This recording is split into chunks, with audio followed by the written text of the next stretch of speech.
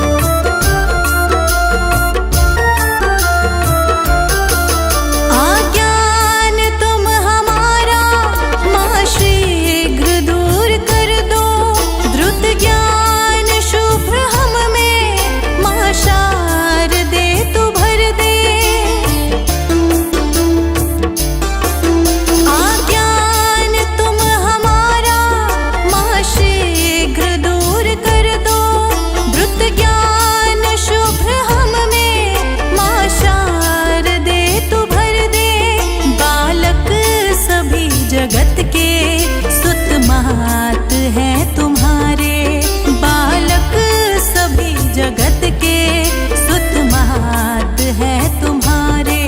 प्राणों से प्रिय है हम तेरे पुत्र सब दुलारे, तेरे पुत्र सब दुलारे। माँ शारदे कहाँ तू वीणा बजा रही है। माँ शारदे कहाँ तू वीणा बजा रही है।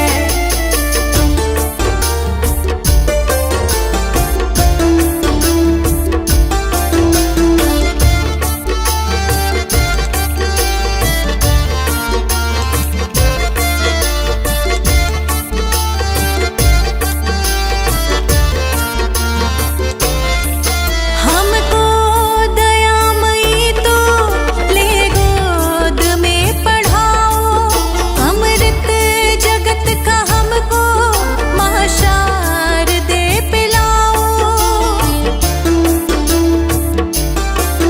हमको दयामयी तो ले गोद में पढ़ाओ, अमृत जगत का हमको माँ शारदे पिलाओ।